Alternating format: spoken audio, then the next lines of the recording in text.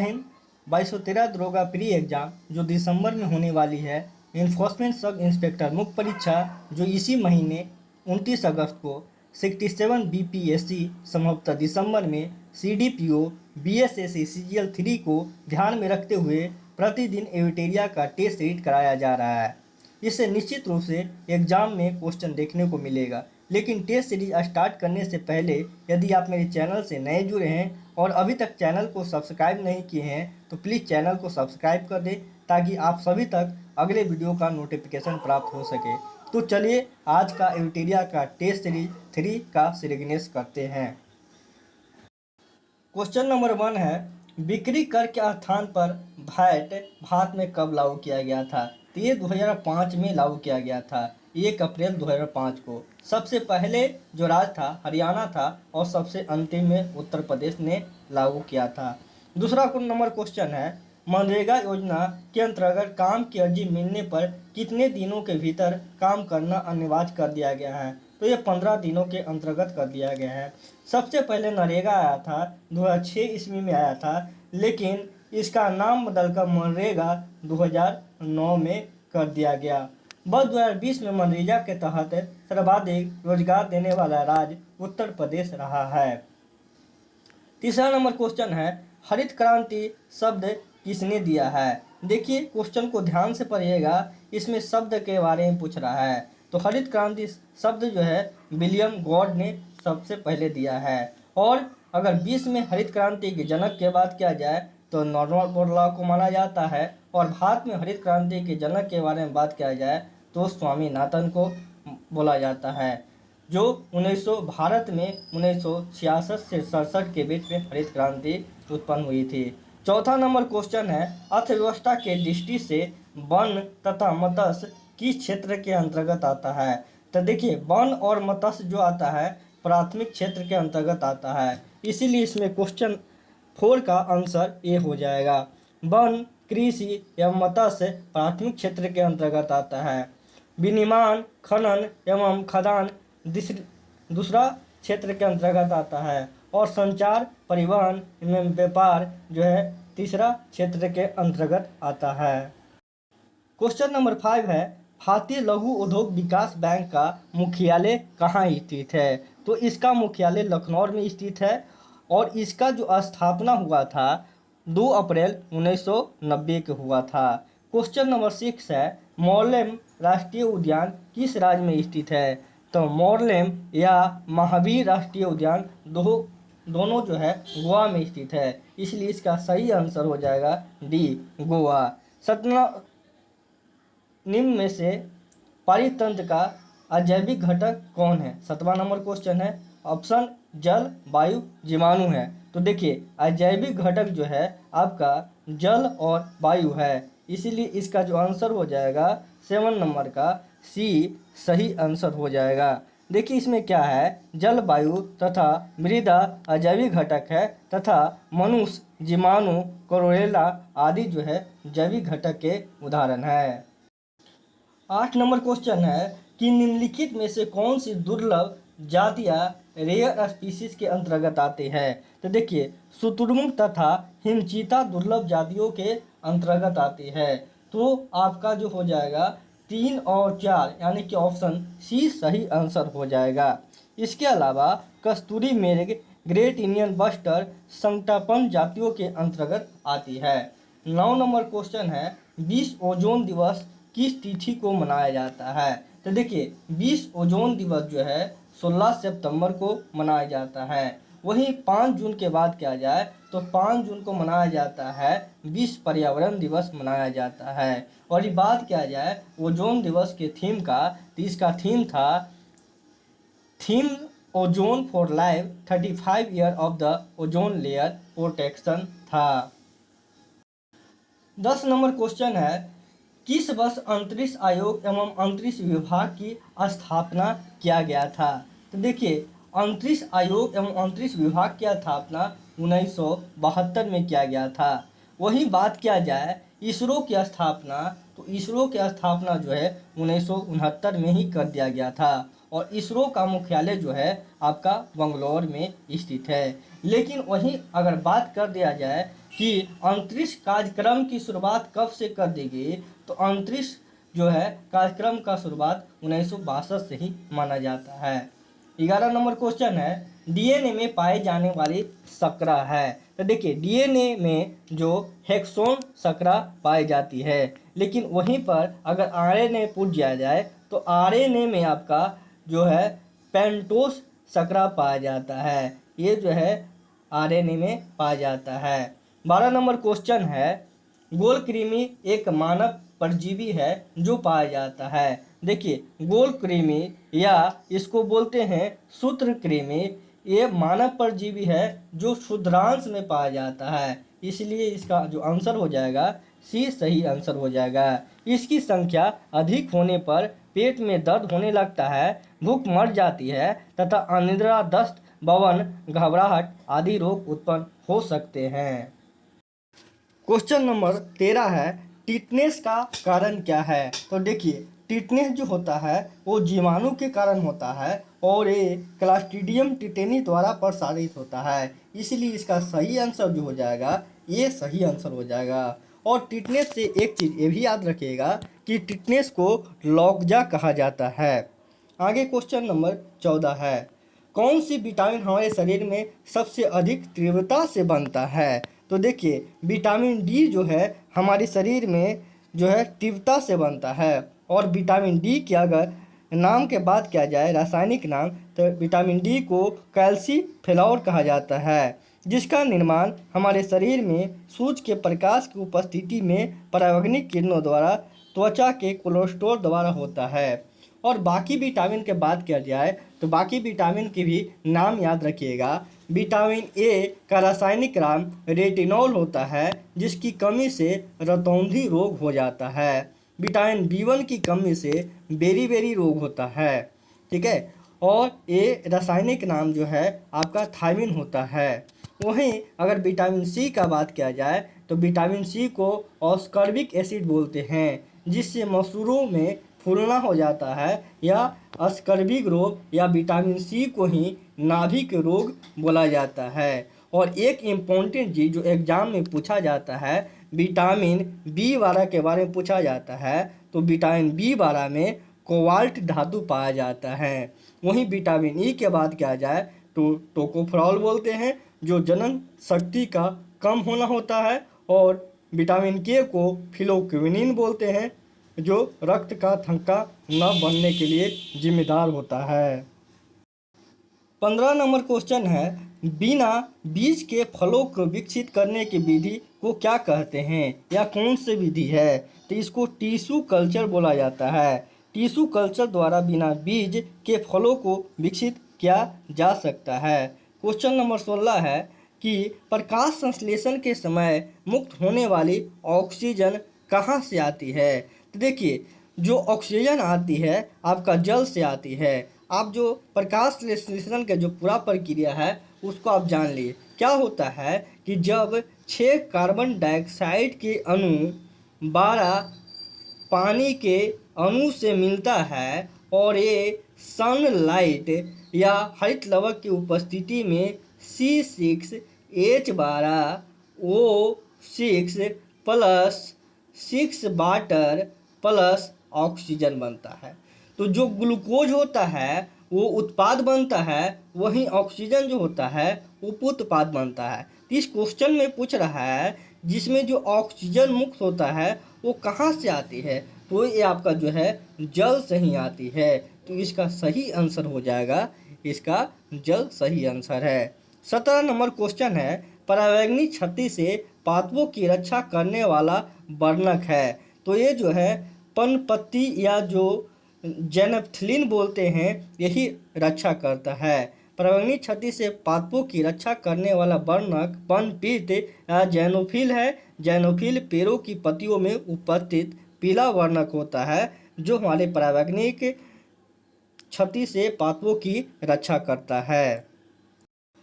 18 number question है, कीटवशी पादप ऐसे मिट्टी में उगते हैं जिसमें किसकी कमी होती है। तो देखिए इसमें नाइट्रोजन की कमी होती है। कीटवशी पादप घटपर्णी, बीनस, फ्लाइट टेप, संडियू या डायनुनिया आदि ऐसे मिट्टी में उगते हैं जिसमें पोषक तत्व विशेषकर नाइट्रोजन की कमी होती है। 19 नंबर क्वेश्चन है, कवक द्वारा फैलने वाली बीमारी कौन है? तो देखिए कवक द्वारा जो होते हैं ये है रिंगवर्म। रिंगवर्म जो है कवक के द्वारा होती है, जिसमें त्वचा पर चकत्ते पड़ जाते हैं और खुजली होने लगती है।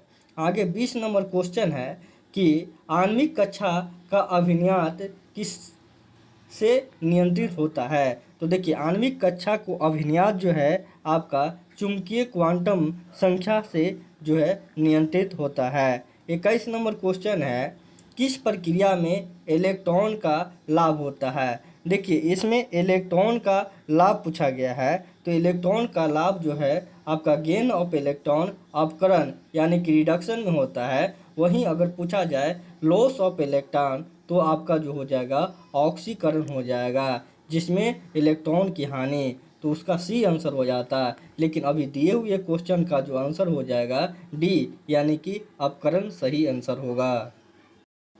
22 नंबर क्वेश्चन है, धातुओं द्वारा या धातुओं का गुण जिसके कारण उसे पीटकर शीट में परिवर्तित किया जा सकता है क्या कहलाता है? तो इसको अधात वैधन्यता कहते हैं। धातु को चादर जो शीट में बदलने की जो क्रिया होता है उसी को अधात वैधन्यता कहते हैं, जबकि तनाव उत्पन्न करने पर ये तार के रूप में परिवर्तित हो जाते हैं, जिसे क्या कहते हैं? उसको तन्यता कहते हैं। क्वेश्चन नंबर 23 है, ढलवा लोहे में कार्बन का प्रतिशत कितना होता है? तो देखिए ढलवा लोहे में जो कार्बन का प्रतिशत होता है 3 से 5% होता है। वही यदि बात किया जाए पीटवा लोहे में, तो पीटवा लोहे में जो होता है 0.04 से 0.08% तक कार्बन का प्रतिशत होता है। वहीं अगर स्टील में बात किया जाए तो स्टील में 0.5 से 1.5 तक जो होता है कार्बन का प्रतिशत होता है। ये सभी पॉइंट ध्यान में रखिएगा। 24 नंबर क्वेश्चन है, गैस तापमापी द्रव तापमापी की तुलना में ज़्यादा संवेदी होते हैं। क्यों होते हैं? क्योंकि इसका प्रसार गुणांक अधिक होता है। ठीक है, इसीलिए गैस तापमापी द्रव तापमापी की तुलना में अधिक संवेदी होती हैं। 25 नंबर क्वेश्चन देखते हैं। क्वेश्चन है, 0 डिग्री सेल्सियस पर जल और बर्फ क्रिस्टल सामान्यतः या सामान्यावस्था में होते हैं। जब इस प्रणाली पर दाब प्रयुक्त किया जाता है तब इस पर क्या प्रभाव पड़ता है? तो देखिए इसमें आपका कोई जो है प्रभावी परिवर्तन नहीं होता है। 0 डिग्री सेल्सियस पर जल और बर्फ क्रिस्टल सामान्यावस्था में होते हैं। जब इस प्रणाली पर दाब डाला जाता है तो जल एवं बर्फ पर कोई प्रभाव नहीं पड़ता है। 26 नंबर क्वेश्चन है कि निम्नलिखित में से किसका प्रयोग नोदक या रॉकेट के ईंधन के रूप में प्रयोग किया जाता है? तो इसका जो सही आंसर है द्रव हाइड्रोजन और द्रव ऑक्सीजन का। देखिए अपने से भी वीडियो को पॉज कर अपना आंसर देकर उसके बाद आप आंसर मिला सकते हैं कि मेरा स्कोर कितना आ रहा है, तो आप अपने से कर सकते हैं। मैं आप लोगों को टाइम में ध्यान रखते हुए मैं सारे ऑप्शन को नहीं पढ़ पा रहा हूँ। 27 नंबर क्वेश्चन है, न्यूक्लियर त्रिज्या को अभिव्यक्त करने वाला सबसे उपयुक्त यूनिट कौन सा है? तो देखिए न्यूक्लियर त्रिज्या के बारे में पूछ रहा है, तो इसका जो सबसे उपयुक्त जो आपका यूनिट है उसमें हम फर्मी में नापते हैं। न्यूक्लियर त्रिज्या को अभिव्यक्त करने के लिए सबसे उपयुक्त यूनिट फर्मी होता है, जबकि परमाणु त्रिज्या अगर बोला जाता है तो परमाणु त्रिज्या जो है एंगस्ट्रॉम में नापा जाता है। 28 नंबर क्वेश्चन है, कौन सी अक्रिय गैस यौगिक बना सकता है? तो देखिए यौगिक बनाने के लिए जो है जिनॉन जो है उपयुक्त है। आप जिनॉन के जो है कंपाउंड भी देखे होंगे, जैसे XeF4, ठीक है, XeF2, ठीक है, XeOF4, ये सारे जो है जिनॉन का आपका कंपाउंड बना सकते हैं। तो अक्रिय गैस में क्या हो जाएगा? जिनॉन। बाकी हीलियम, आर्गन, क्रिप्टॉन ये सभी जो है यौगिक नहीं बना पाते हैं। 29 नंबर क्वेश्चन है, दो निकायों के बीच ऊष्मा के प्रवाह की दिशा निर्भर करती है, ते उनके अपने अपने तापमान पर निर्भर करती हैं। तो इसका डी सही आंसर हो जाएगा। किसी भी दो निकायों के बीच ऊष्मा का प्रभाव उन निकायों के तापांतर के कारण होता है। ऊष्मा हमेशा उच्च ताप की वस्तु से निम्न ताप की वस्तु की ओर जाती है और कुछ समय बाद उन्हें समान ताप पर ले जाती है। 30 नंबर क्वेश्चन है, वायु की क्षैतिज गति से होने वाले ऊष्मा का अंतरण को क्या कहते हैं? तो देखिए, इसे अभिवहन कहते हैं। वायु की क्षैतिज गति के कारण होने वाली ऊष्मा के अंतरण को अभिवहन कहा जाता है।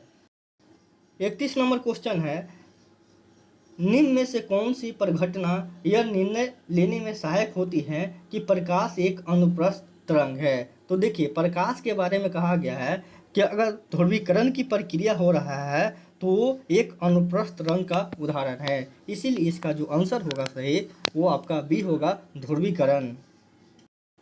32 नंबर क्वेश्चन है, जब किसी तालाब के शांत जल में पत्थर फेंका जाता है तो तालाब में जल के पृष्ठ पर उठने वाले जो लहरें होती है अनुप्रस्थ और अनुदैर्ध्य दोनों होती है। इसलिए इसका सही आंसर हो जाएगा ए प्लस बी। जल की सतह पर उत्पन्न विक्षोभ के कारण ये अनुप्रस्थ तथा अनुदैर्ध्य दोनों प्रकार की तरंगें उत्पन्न करती हैं। 33 नंबर क्वेश्चन है, किसी असंतुलित बल द्वारा किसी पिंड में उत्पन्न त्वरण को कहा जाता है। या उत्पन्न त्वरण जो होता है वो क्या होता है? बल के व्युत्क्रमानुपाती होता है कि बल के अनुत्क्रमानुपाती होता है? तो ध्यान रखिएगा, ये बल के अनुक्रमानुपाती होता है। क्वेश्चन नंबर 34 है, विद्युत चालकता की यूनिट क्या होता है? तो देखिए, विद्युत चालकता की यूनिट जो होता है मोम होता है। ये स्ट्रेट फॉरवर्ड है। और ओम किसका होता है? तो आपका जो रेजिस्टेंस पढ़ते हैं वो ओम का जो यूनिट होता है। क्वेश्चन 35 है, टेलीफोन लाइन में बहने वाली जो धारा होती हैं वो कौन सी होती हैं? तो विद्युत धारा होती है। इसका बी सही आंसर हो जाएगा। 36 नंबर क्वेश्चन है, किसी भौगोलिक क्षेत्र की अनुसूचित क्षेत्र घोषित करने का संवैधानिक अधिकार किसे प्राप्त है? तो देखिए, ये अधिकार जो है राष्ट्रपति के प्राप्त है। और ये देखिए, भारत के संविधान की 5वीं अनुसूची में भिन्न भिन्न अनुसूचित क्षेत्रों का उल्लेख किया गया है। संविधान के अनुच्छेद 244 है, इसके तहत किसी क्षेत्र के अनुसूचित क्षेत्र घोषित करने का अधिकार जो है प्रेसिडेंट यानी कि राष्ट्रपति को दिया गया है। क्वेश्चन नंबर 37 है, विधान परिषद में राज्यपाल द्वारा कितने सदस्यों को मनोनीत किया जाता है? तो इसमें जो है कुल सदस्यों का 1/6 को मनोनीत किया जाता है। देखिए, इसके बारे में विधान परिषद में 1/12 सदस्य उन स्नातकों द्वारा, कितना, अगर 1/12 ऑप्शन सी के बाद किया जाए तो उन स्नातकों द्वारा निर्वाचित होते हैं जिनके कम से कम 3 वर्ष पूर्व स्नातक तक की उपाधि प्राप्त कर ली हो। यदि 1/3 सदस्यों की बात किया जाए तो विधान परिषद में 1/3 सदस्य राज्य के विधानसभा के सदस्यों द्वारा निर्वाचित होता है। क्वेश्चन नंबर 38 है, भारतीय संविधान में केंद्र द्वारा राज्यों के मत विभाजन की परिधि से किसे बाहर रखा जाता है? तो देखिए, ये न्यायपालिका की शक्ति जो है उसको बाहर रखा जाता है। भारतीय संविधान में केंद्र तथा राज्यों के मध्य विधायी, प्रशासनिक तथा वित्तीय शक्तियों का विभाजन किया गया है, लेकिन न्यायपालिका को विभाजन की परिधि से बाहर रखा गया है। भारतीय संविधान के 7वीं अनुसूची में केंद्र व राज्य की शक्तियों के बंटवारे से संबंधित 3 सूचियाँ याद रखिएगा: संघ सूची, राज्य सूची और समवर्ती सूची। संघ सूची जिस पर केंद्र सरकार का नियंत्रण होता है, राज्य सूची जिस पर राज्य का नियंत्रण होता है, और समवर्ती सूची ऐसा है कि समवर्ती सूची में केंद्र और राज्य का दोनों का समन्वय होता है। ठीक है, तो ये क्वेश्चन इंपॉर्टेंट था, इसको जरूर ध्यान में रखिएगा। क्वेश्चन नंबर 39 है कि पंचायती राज को संवैधानिक शक्ति प्रदान करने की संतुष्टि सर्वप्रथम किस समिति के द्वारा किया गया था? तो देखिए, ये 1986 के बात है। एल.एम. सिंघवी समिति थे, इन्होंने ही संवैधानिक स्थिति की बात की थी। और ऑप्शनों की बात किया जाए तो बलवंत राज मेहता समिति जो था वो त्रिस्तरीय पंचायती राज व्यवस्था की बात करते थे। वहीं अशोक मेहता समिति जो थे 2 स्तरीय पंचायती राज समिति की बात करते थे। यदि पंचायती राज की बात किया जाए तो पंचायती राज जो है भाग 9 में वर्णित है, 11 अनुसूची में वर्णित है और इसमें जो टोटल विषय है 29 विषय की चर्चा की गई है। देखिए इतना सारे आप पॉइंट याद रखिएगा, इसी से क्वेश्चन बनेगा। 40 नंबर क्वेश्चन है सरकरिया आयोग निम्नलिखित में से किससे संबंधित है। तो देखिए सरकरिया आयोग जो आया था 1983 में आया था और ये जो संबंधित है केंद्र राज्य संबंध से संबंधित है और सरकरिया आयोग के मुख्य कार्य केंद्र राज्य संबंधों की जांच करना ही था। तो इसका सही आंसर जो हो जाएगा डी सही आंसर है। देखिए 41 नंबर क्वेश्चन है निम्नलिखित में से कौन सा भारतीय संविधान के अंतर्गत एक मौलिक कर्तव्य नहीं है। देखिए मौलिक कर्तव्य के बारे में पूछ रहा है तो सबसे पहले मैं आपको मौलिक कर्तव्य के बारे में बता दूं।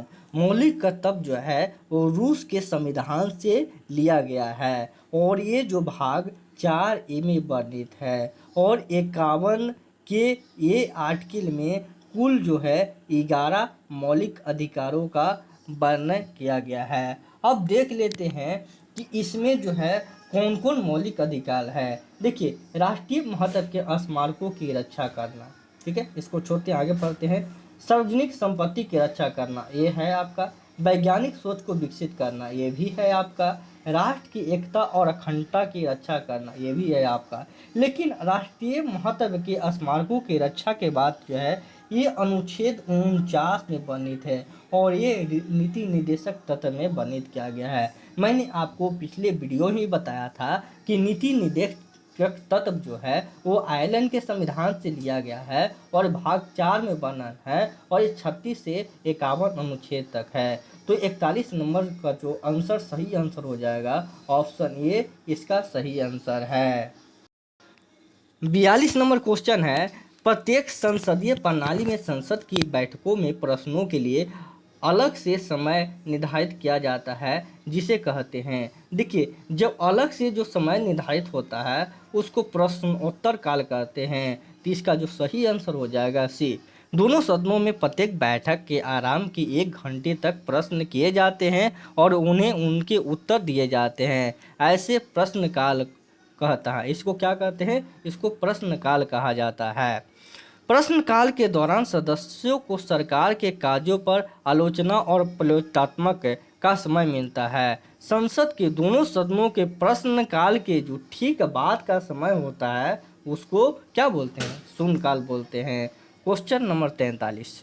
क्वेश्चन नंबर 43 है निम्नलिखित में से कौन सा भारतीय संविधान का अनुच्छेद सार्वजनिक सेवाओं के अवसर का समानता प्रदान करता है। देखिए इसको पिछले वीडियो में बताया थे कि अनुच्छेद 16 में वर्णित है। अगर अनुच्छेद 14 के बात किया जाए तो विधि के समता के बात किया गया है।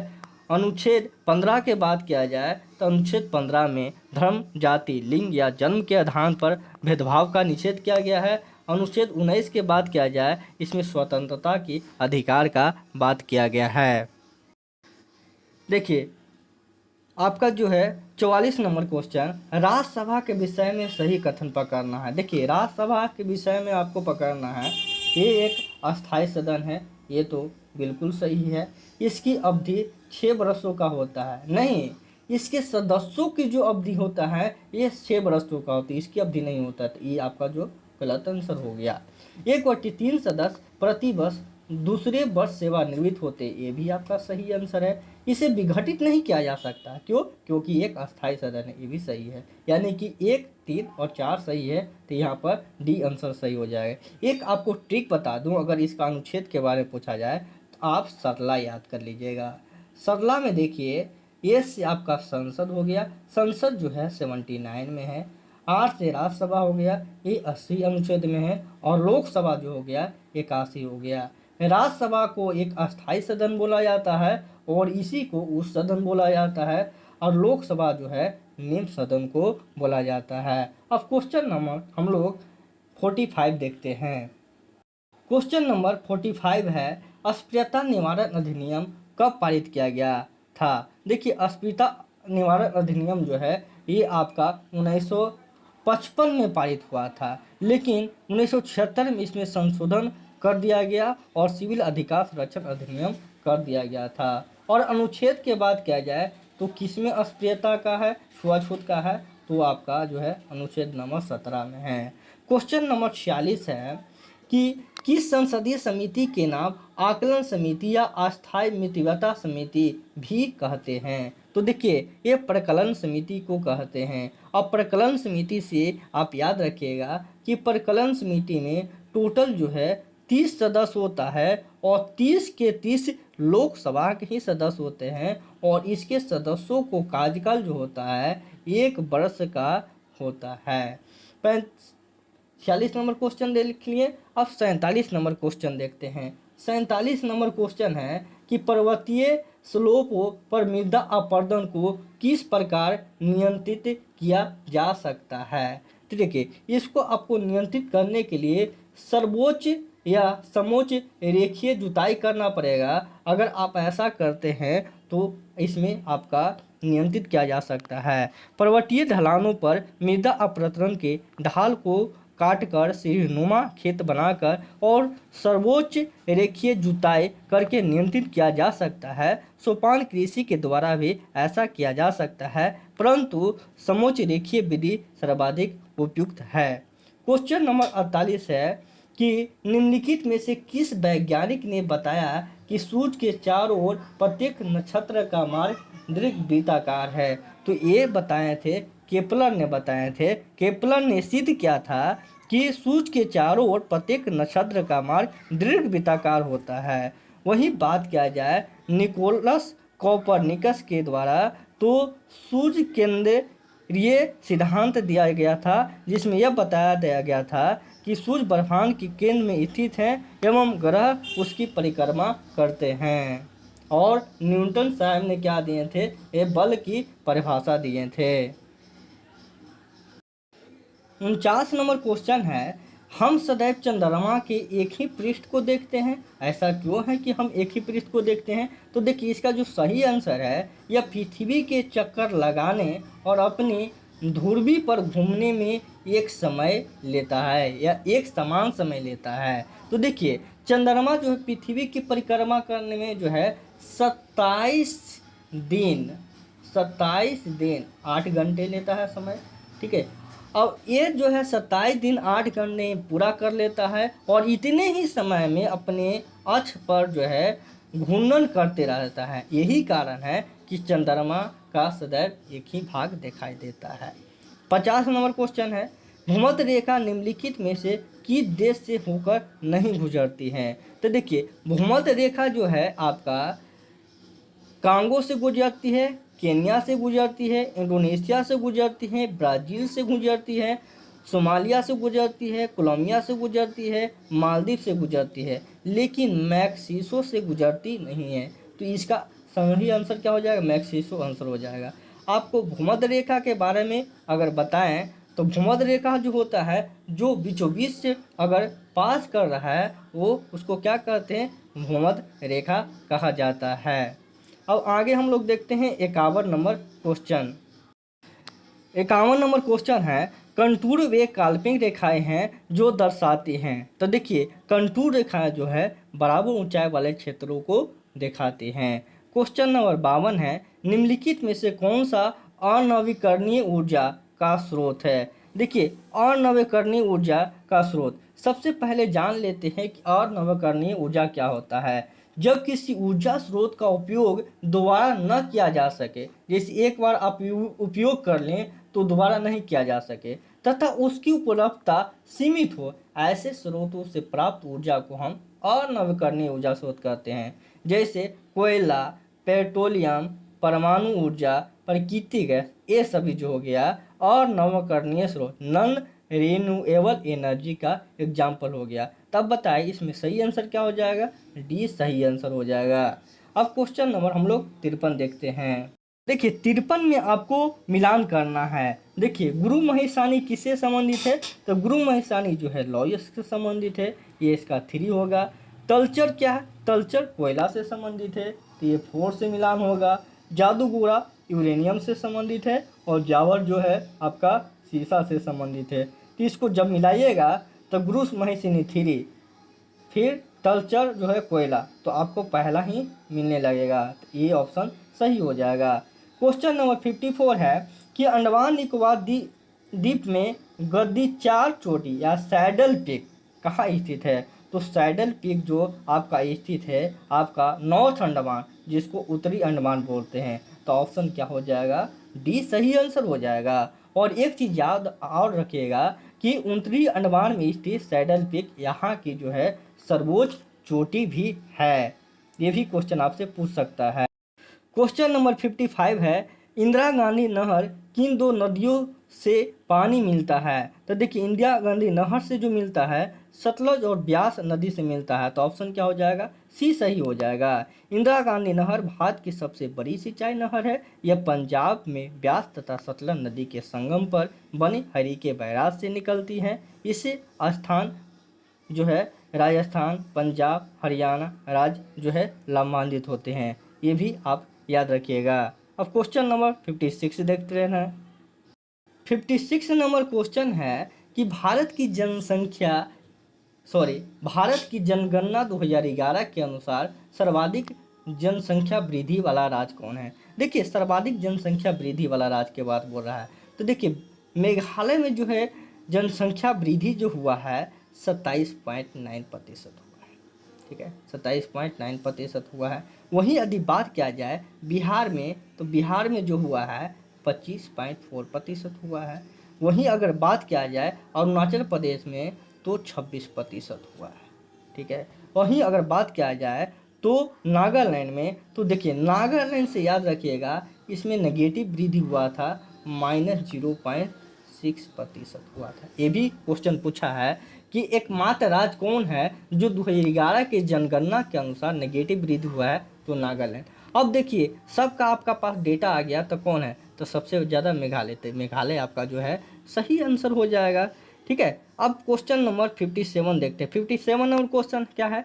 प्रसिद्ध दर्शन द्वैताद्वैत का प्रतिपादन किसने किया था? तो देखिए, द्वैताद्वैत का जो प्रतिपादन किया था निम्नाचार्य ने किया था। तो बी आपका सही आंसर हो जाएगा। वहीं अगर शंकराचार्य की बात किया जाए तो शंकराचार्य जो है अद्वैतवाद का किया था, अद्वैतवाद का किया था। ठीक है, वहीं अगर बालवाचार्य की बात किया जाए तो बालवाचार्य ने जो है शुद्धाद्वैत का बात किया था, शुद्धाद्वैत का बात किया था। तो ये दोनों पॉइंट भी आप ध्यान में रखिएगा।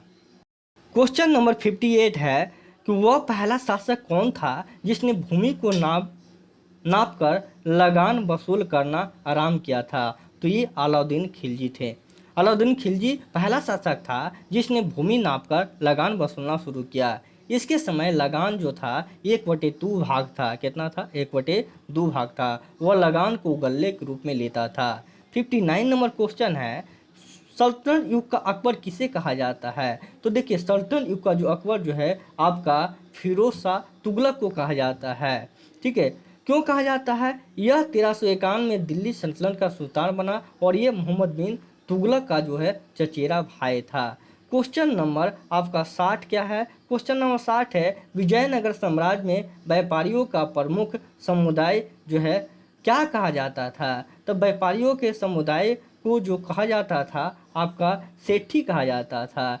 विजयनगर साम्राज्य की बात किया जाए तो विजयनगर साम्राज्य का जो स्थापना जो हुआ था 1336 में हुआ था और हरियर और बुक्का जो भाई थे इन्होंने ने किया था। इस साम्राज्य में व्यापारियों के प्रमुख समुदाय के सेठी कहा जाता है और ये इसके समय जो शासन चल रहा था MBT का शासन चल रहा था, यानी कि मोहम्मद बिन तुगलक का।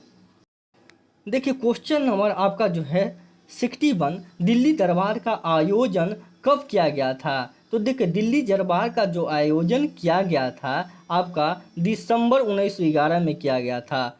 ऑप्शन आपका ये सही आंसर है। लेकिन इसके बारे में कुछ पॉइंट बता दूं कि जी इस समय जो आपका वाइसराय था लॉर्ड हार्डिंग द्वितीय शाह और इसी के समय ब्रिटिश सम्राट जॉर्ज पंचम तथा महारानी विलियम मेरी के भारत आगमन पर स्वागत हेतु आयोजन किया गया था। और इसी दिल्ली दरबार में क्या हुआ था, पहले भारत को जो राजधानी हुआ करती थी वो कोलकाता हुआ करता था, कोलकाता हुआ करता था। और इस दरबार के बाद जो राजधानी परिवर्तन होता है और 1912 से जो भारत की राजधानी जो है दिल्ली हो जाता है।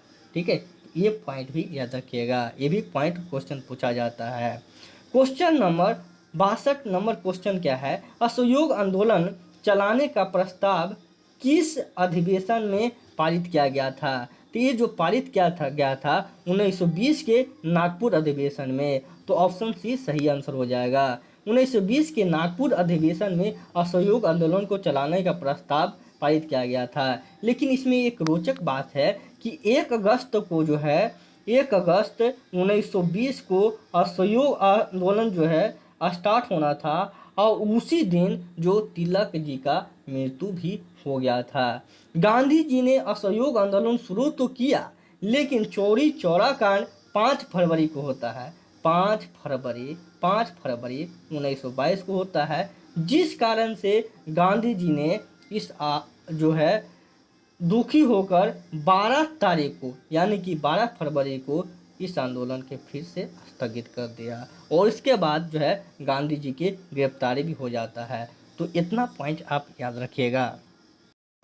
क्वेश्चन नंबर 63 है, व्यक्तिगत सत्याग्रह यानी कि व्यक्तिगत रूप से सत्याग्रह की शुरुआत कब की गई थी। तो ये जो किया गया था 17 अक्टूबर 1940 को महाराष्ट्र के पवनार में किया गया था। तो इसका सही आंसर क्या हो जाएगा, बी सही आंसर हो जाएगा। और गांधी जी ने प्रथम सत्याग्रही जो थे वो विनोबा भावे को बनाए थे। किसको बनाए थे, विनोबा भावे को बनाए थे। और दूसरा जो थे नेहरू जी जो थे दूसरे सत्याग्रही थे।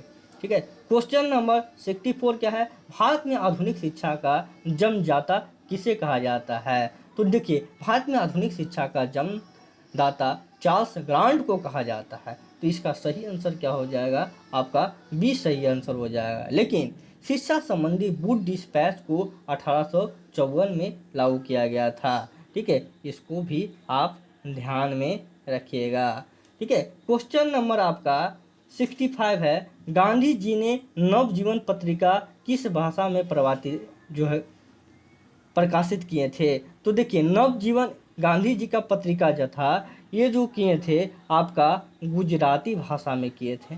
किस भाषा में किए थे, गुजराती भाषा में किए थे। तो ये 65 का जो आंसर हो जाएगा बी इसका सही आंसर हो जाएगा, गुजराती। देखिए 66 नंबर क्वेश्चन पूछ रहा है कि निम्न में से कौन सा सुमेलित है। तो देखिए सुमेलित बताना है इसमें। तो ली कमीशन जो है 1922 में नहीं, ये जो हुआ था 1923 में हुआ था। तो ये तो आपका गलत है। हंटर कमीशन जो हो बिल्कुल सही है, 1882 में हुआ था। तो ये तो इसका सही आंसर हो गया। और ऑप्शन को बात किया जाए स्ट्रेची कमीशन, तो स्ट्रेची कमीशन 1888 में नहीं बल्कि 1878 से 80 के बीच में हुआ था। वहीं रेलवे कमीशन की बात किया जाए 1909 में नहीं, ये 1902 में किया गया था। क्वेश्चन नंबर 67 की बात करें, करम शाह तथा टीपू मीर ने निम्नलिखित में से किस विद्रोह का नेतृत्व किया था। तो इन्होंने जो नेतृत्व किए थे पागलपंथी विद्रोह का। तो ऑप्शन बी सही आंसर हो जाएगा।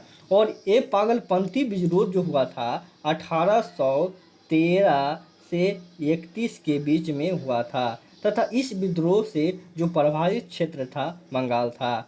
क्वेश्चन नंबर 68 क्या है, 68 बोलता है कि बंगाल में द्वैत शासन कब लागू किया गया था। तो बंगाल में द्वैत शासन जो है लागू किया गया था 1665 ईस्वी में। देखिए 12 अगस्त 1765 के बात है, 12/8/1765 के बात है कि रॉबर्ट क्लाइव ने बंगाल में द्वैत शासन प्रणाली को लागू किया तथा द्वैत शासन के अंत वारेन हेस्टिंग्स ने किया था।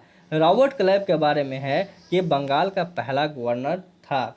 क्वेश्चन नंबर 69 है, जापान ने पर्ल हार्बर पर कब आक्रमण किया था। तो देखिए जापान ने जो पर्ल हार्बर पर जो आक्रमण किया था आपका 1941 में किया था। तो आपका बी सही आंसर हो जाएगा। हुआ क्या था कि 7 दिसंबर 1941 को जापान ने पर्ल हार्बर पर आक्रमण किया था। 6 अगस्त 1945 को अमेरिका ने हिरोशिमा पर, 9 अगस्त 1945 को नागासाकी पर आक्रमण किया था। तो दोनों पॉइंट याद रखिएगा। अगर पूछ दिया जाए हिरोशिमा पर कब किया गया था, तो 6 अगस्त को किया गया था, और नागासाकी पर कब किया गया था, तो 9 अगस्त को किया गया था। क्वेश्चन नंबर है आपका 70 नंबर कि साहित्य के क्षेत्र में 2020 के में बुकर पुरस्कार किसे मिला था। तो देखिए 2020 में जो है डगलस स्टुअर्ट को मिला था। और किसके लिए मिला था, सगी बैन के लिए मिला था। और डगलस स्टुअर्ट जो है ऑस्टकॉरिक्स या अमेरिकी फैशन डिजाइनर है। 71 नंबर क्वेश्चन क्या है, निम्नलिखित में से किस मंत्रालय द्वारा स्वामित्व योजना की शुरुआत की गई। तो देखिए स्वामित्व योजना की शुरुआत जो किया गया था पंचायती राज मंत्रालय के द्वारा किया गया था। और इसमें क्या है कि उनकी अपनी भू जो है संपत्ति के स्वामित्व को दर्शाने वाले संपत्ति कार्ड का वितरण इस योजना के तहत किया जाएगा। क्वेश्चन नंबर 72 है उमंग मोबाइल ऐप का अंतर्राष्ट्रीय संस्करण निम्न में से किस मंत्री ने लॉन्च किया। तो ये आप जो है रविशंकर प्रसाद ने लॉन्च किए थे। क्वेश्चन नंबर अब हम लोग देखते हैं 73 नंबर, हाल ही में आंग रीता शेरपा का निधन हो गया। आंग रीता शेरपा जो है किस क्षेत्र से विख्यात थे। तो देखिए आंग रीता शेरपा से आप संबंधित जान रहे होंगे, एक पर्वतारोही थे जो माउंट एवरेस्ट पर ऑक्सीजन सिलेंडर के बिना 10 बार सफलतापूर्वक चढ़ाई करने वाले नेपाल के पर्वतारोही थे। ठीक है, तो ये भी याद रखिएगा कि किस देश के, तो ये नेपाल के पर्वतारोही थे। 74 नंबर क्वेश्चन है, भारतीय सेना और महाराष्ट्र पुलिस ने लुलनगर में किस नाम से आतंकवाद विरोधी अभ्यास का आयोजन किया गया है। तो इस अभ्यास का नाम था सुरक्षा कवच नाम था। भारतीय सेना और महाराष्ट्र पुलिस दोनों के बीच सुरक्षा कवच नामक संयुक्त अभ्यास जो है शुरू किया गया। क्वेश्चन नंबर 75 के बात किया जाए तो भारत के किस राज्य में छात्रों को स्कूट को किट वितरित करने के लिए जगन्नाथ विद्या कानुका योजना की शुरुआत किया गया। तो ये किया गया था जगन्नाथ विद्या कानुका योजना महाराष्ट्र में किया गया था। ऑप्शन बी सही आंसर है। क्वेश्चन नंबर 76 है, हाल ही में किस आईआईटी संस्थान ने कोविड-19 के लिए कोविरैप्ट नामक डायग्नोस्टिक किट विकसित किया है। तो ये विकसित किए थे आईआईटी खड़गपुर ने किए थे। क्वेश्चन नंबर 77 है कि हाल ही में उत्तर प्रदेश के किस जिला या जनपद के मशहूर मूर्तिकला टेराकोटा को जीआई टैग दिया गया है। तो ये गोरखपुर में दिया है, ये गोरखपुर के जो है प्रसिद्ध है, इसको दिया गया है। देखिए ये जो टेराकोटा का कलाकार जो है फूलदास गणेश हाथी लैम्प जैसी भिन्न संरचनाएं इससे बनाई जाती है। क्वेश्चन नंबर 78 है कि वन क्षेत्र में सर्वाधिक वृद्धि करने वाले निम्नलिखित में से कौन से राज्य है। तो देखिए मैंने इसके बारे में कल भी आपको बताया था कि कर्नाटक में जो है सबसे अधिक वन क्षेत्र में वृद्धि हुई है। सबसे अधिक वन क्षेत्रफल वाला राज्य जो है मध्य प्रदेश है। और वहीं अगर परसेंटेज में बात किया जाए तो मिजोरम जो है आपका परसेंटेज में सबसे अधिक है। और सबसे पहला रिपोर्ट जो प्रकाशित किया गया था 1987 में प्रकाशित किया गया था। और ये हर एक 2 वर्ष के अंतराल पर ये रिपोर्ट प्रकाशित किया जाता है। और 2019 में जो रिपोर्ट प्रकाशित किया गया था ये 16वीं रिपोर्ट था। तो ये सारे पॉइंटों को आप ध्यान रखिएगा, ये क्वेश्चन बहुत इंपॉर्टेंट है। क्वेश्चन नंबर 79 है कि एशियाई खेल 2022 का आयोजन कहाँ किया जाएगा। तो ये देखिए हंगुआओ में चीन में किया जाएगा, तब भी इसका सही आंसर है।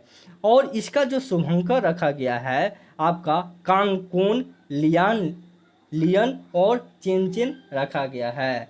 80 नंबर क्वेश्चन है, कीवी फल के लिए जैविक प्रमाणीकरण पाने वाला देश का पहला राज्य कौन बन गया है। तो ये आपका अरुणाचल प्रदेश बन गया है। तो ये इसका आंसर सही हो जाएगा। 81 नंबर क्वेश्चन है कि किस राज्य में भारत की पहली सौर ऊर्जा से चलने वाले जो है ट्रेन का उद्घाटन किया गया है। ये किया गया है केरल में किया गया है। बी सही आंसर हो जाएगा। ठीक है, अब हम लोग देखते हैं 82 नंबर क्वेश्चन। 82 नंबर क्वेश्चन है कि राफेल फाइटर एयरक्राफ्ट को किस वायुसेना स्टेशन पर औपचारिक रूप से भारतीय वायुसेना में सम्मिलित किया गया है। तो ये आपका जो है अम्बाला एयरलाइंस से किया गया था। भारत द्वारा फ्रांस से डील किए गए 36 राफेल विमानों में से 5 राफेल भारत के अम्बाला एयरबेस कैंप में पहुंची। राफेल विमान फ्रांस के डेसॉल्ट कंपनी द्वारा निर्मित है। राफेल लड़ाकू विमान उड़ाने वाले शिवानी सिंह वाराणसी भारत की पहली महिला पायलट बन गई थी। देखिए क्वेश्चन नंबर 83 है, हाल ही में चर्चा में रहे सहतूत बांध भारत सरकार द्वारा किस देश में निर्माण करने की घोषणा किया गया है। देखिए ये अफगानिस्तान में किया गया था। और देखिए अफगानिस्तान में भी कितना बड़ा संकट आया हुआ है। भारत जो है अफगानिस्तान में बहुत सारा पैसा वहाँ निवेश किए हुए हैं। तो इस अभी हालात को देखते हुए भारत को ही बहुत बड़ा जो है अभी व्यापारी घाटा जो है अनुमान लगाया जा सकता है। 84 नंबर क्वेश्चन है, पहला ग्लोबल सिनेमा फेस्टिवल 2020 का आयोजन कहाँ किया गया। तो ये आपका सिक्किम में किया गया था, इसलिए इसका आंसर डी सही हो जाएगा।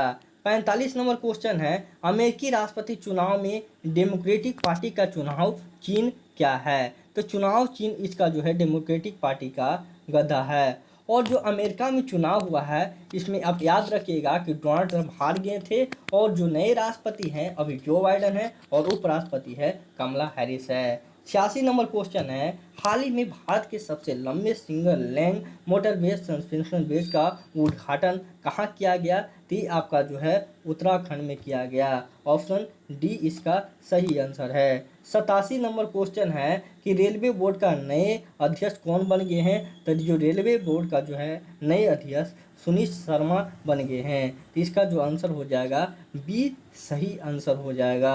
और 2021 में सुनीत शर्मा को बनाया गया है वीके यादव के स्थान पर। 88 नंबर क्वेश्चन है कि डेनाली सिमगल किस देश के प्रधानमंत्री हैं। तो देखिए डेनाली या डेनिस सिमगल जो है यूक्रेन का जो है प्रधानमंत्री है। 89 नंबर क्वेश्चन है कि विश्व स्पर्धा सूचकांक 2020 में भारत का स्थान कितना है। तो भारत का जो स्थान रहा है 43 नंबर पर रहा है। तो ऑप्शन जो हो जाएगा डी सही आंसर हो जाएगा। और प्रथम नंबर पर सिंगापुर रहा है और ये रिपोर्ट जो है IMD के द्वारा जारी किया जाता है। ये तीनों पॉइंट ध्यान में आपको रखना है। 90 नंबर बुक है bye bye corona. Bye bye corona किसने लिखा है। तो प्रदीप श्रीवास ने लिखा है। तो ऑप्शन इसका बी सही आंसर हो जाएगा। यह पुस्तक कोरोना से संबंधित जानकारियों पर आधारित है। 91 नंबर क्वेश्चन है, विश्व प्रेस स्वतंत्रता दिवस कब मनाया जाता है। तो विश्व प्रेस स्वतंत्रता दिवस जो है आपका 3 मई को मनाया जाता है। और 2020 में इसका जो थीम रखा गया था जर्नलिज्म विदाउट द फियर और फेवर रखा गया था। क्वेश्चन नंबर 92 है कि 17वीं विधानसभा के प्रोटेम स्पीकर किन्हें नियुक्त किया गया था। तो देखिए बिहार में जो 17वीं विधानसभा हुए थे उसके जो है आपका जीतनराम मांझी को नियुक्त किया गया था। तो बी इसका सही आंसर है। क्वेश्चन नंबर 93 है कि स्वास्थ्य और चिकित्सा के क्षेत्र में सहयोग के लिए भारत किस देश के साथ समझौता किया है। तो देखिए भारत जो है समझौता किया है आपका कंबोडिया के साथ समझौता किया है।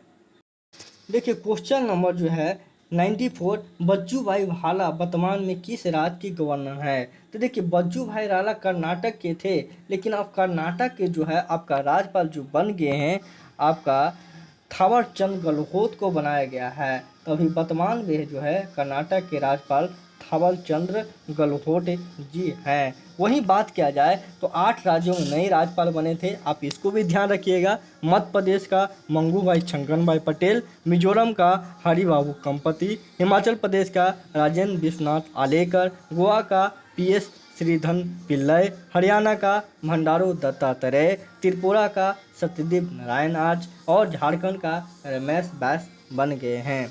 क्वेश्चन नंबर हम लोग 95 देखते हैं। 95 नंबर क्वेश्चन है कि नव निर्वाचित अमेरिका उपराष्ट्रपति ने किस भारतीय मुल्क या पुरुष को अपना प्रेस सचिव बनाने की घोषणा की। तो ये घोषणा की थी सबरीना या सबरीन सिंह को, यानी कि ऑप्शन नंबर डी इसका सही आंसर हो जाएगा।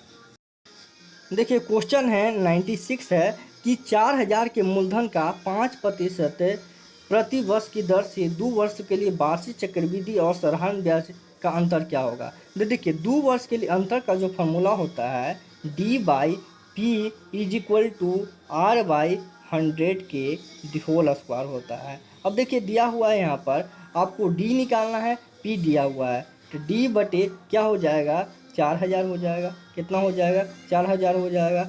R दिया हुआ 5, तो 5/100 गुने 5/100, ये आपका 2 बरस के लिए हो गया। आप काट दीजिए इसको, 102030 102030, 5 दूनी 10, ठीक है, 2 दूनी 4, तो 5 दूनी क्या हो गया 10, यानी कि डिफरेंस क्या हो जाएगा 10 रुपया हो जाएगा। आसान क्वेश्चन था, डी इसका सही आंसर है। देखिए क्वेश्चन नंबर 97 है, किसी वस्तु का विक्रय मूल्य उसके क्रय मूल्य का 8/5 गुना है। तो विक्रय मूल्य को सेलिंग प्राइस बोल रहे हैं, ठीक है, कितना है 8/5 गुना है, किसके है कॉस्ट प्राइस के है। तो देखिए इसको रेशियो निकालिएगा, तो सेलिंग प्राइस जो है कॉस्ट प्राइस का रेशियो कितना है 8:5 है। अब देखिए लाभ जो निकलता है आपका जो कॉस्ट प्राइस पे निकलता है, ये दोनों का डिफरेंस कितना है 3 है, तो क्या हो जाएगा 3/5 गुने 100। तो देखिए इससे काटिएगा 5 दूनी 10, तो क्या हो जाएगा 20 से कटेगा आपका, तो BTI 60, इसीलिए इसका आंसर क्या हो जाएगा 60%, इसका सही आंसर होगा।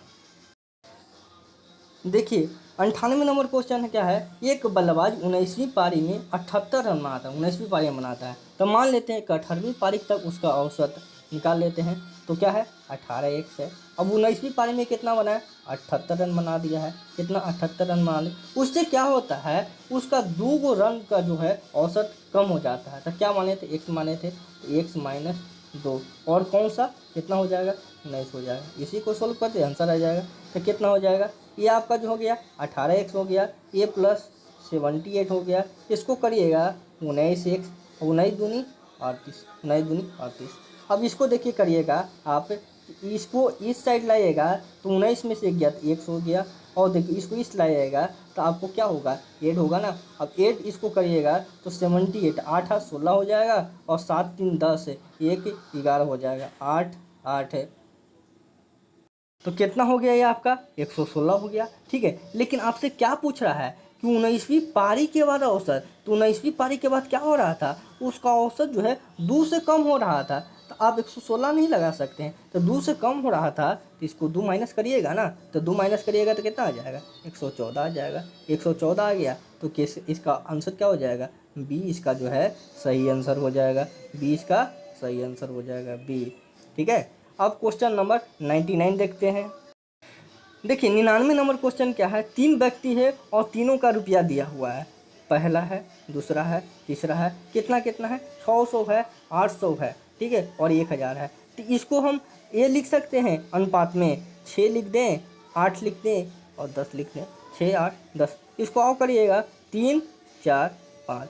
अब ये अनुपात में है, 5 4 9 3 12, यही ना होगा, क्या हो जाएगा 12 हो जाएगा। अब हमसे क्या पूछ रहा है, हमसे पूछ रहा है कि पहले व्यक्ति, पहला का अनुपात कितना है 3 है, तो क्या लिख दें 3/12, 3/12, कितना है 480 का मुनाफा हुआ है, तो 480, तो कितना हो जाएगा 12 चौका 48। अब इसको मल्टीप्लाई करिएगा 40 को 3 से, तो कितना आ जाएगा 120 आ जाएगा, तो आंसर क्या हो जाएगा डी, इसका सही आंसर हो जाएगा। अब हम लोग लास्ट क्वेश्चन देखते हैं 100 नंबर। देखिए ये फार्मूला पुटिंग क्वेश्चन है, यदि समीकरण दिया हुआ है quadratic equation x² plus bx plus C बराबर 0, दो मूल क्रमशः अल्फा और बीटा है, तो इसका मान निकालने के लिए पूछ रहा है। तो क्या होता है मूलों का इक्वल जो होता है alpha plus beta equal to -b/a, तो -b/a हो जाएगा, और अल्फा इंटू बीटा जो होता है c/a, तो c/a हो जाएगा। अब इसका है तो दोनों का वैल्यू रख देते हैं, -b/a बट्टे क्या हो जाएगा c/a, क्या हो जाएगा c/a, ए से तो कैंसिल हो गया ना, क्या बच गया -b/c, तो -b/c देख लीजिए इस ऑप्शन में, सी में है, इसीलिए इसका आंसर सी सही आंसर हो गया। देखिए, ये अभी तक क्राइटेरिया का आप टेस्ट सीरीज देख रहे थे और मैं आज से अपना प्रयास किया हूँ कि कतई जहर प्रश्न का 5 ऐसे करंट अफेयर का क्वेश्चन शामिल करें जो आपको जो है आपका 2 कॉपी एग्जाम में लड़ जाए। तो देखिए, इस अभ्यास में पहला क्वेश्चन है कि देश का 52वां टाइगर रिजर्व कौन बना है? तो ये रामगढ़ विषधारी बना है जो बूंदी राजस्थान में स्थित है। यदि बात किया जाए टोटल जो टाइगर है 2967 है और प्रथम राज्य जो है मध्य प्रदेश है जहाँ 526 है। और दरोगा में क्वेश्चन पूछा गया था इंटरनेशनल टाइगर डे कब मनाया जाता है? तो ये जो है 29 जुलाई को मनाया जाता है। कब मनाया जाता है? 29 जुलाई को मनाया जाता है। ये पॉइंट भी आप याद रखिएगा। क्वेश्चन नंबर 2 देखिए क्या है। तेलंगाना हाई कोर्ट के पहली महिला मुख्य जो न्यायाधीश हिमा कोहली बने हैं। और अभी याद रखिएगा टोटल हाई कोर्ट जो है 25 और नवीनतम जो है अमरावती है। तीसरा नंबर क्वेश्चन है कि पुरुष टेस्ट मैच में अंपायर करने वाली पहली महिला कौन बनेगी है? तो क्लेयर पोर्सोक बनेगी है। वहीं अगर बात किया जाए प्रथम महिला रेफरी तो GS लक्ष्मी बन गई हैं। चौथा नंबर क्वेश्चन के बात किया जाए कि अमेरिकी प्रतिनिधि सभा के जो स्पीकर किसे बनाया गया था? तो नैन्सी पेलोसी को बनाया गया था। और लास्ट क्वेश्चन कि लॉरियस वर्ल्ड स्पोर्ट अवार्ड 2021 में पुरुष में राफेल नडाल जो स्पेन के हैं और महिला में नाओमी ओसाका जो जापान के हैं इसको मिला है। तो देखिए, आज से मैं इसको शामिल किया हूँ। आपको अच्छा लगे तो लाइक करिएगा, शेयर करिएगा और अब अगले सेट में अगले वीडियो में मिलते हैं। तब तक के लिए आप बताइएगा कि आपको सेट कैसा लगा और यदि आपको अच्छा लगा हो तो वीडियो को लाइक करिएगा, शेयर करिएगा और अभी तक चैनल को सब्सक्राइब नहीं किए हैं तो सब्सक्राइब कर दीजिएगा। तो अगले वीडियो के लिए तब तक के लिए धन्यवाद। जय हिंद।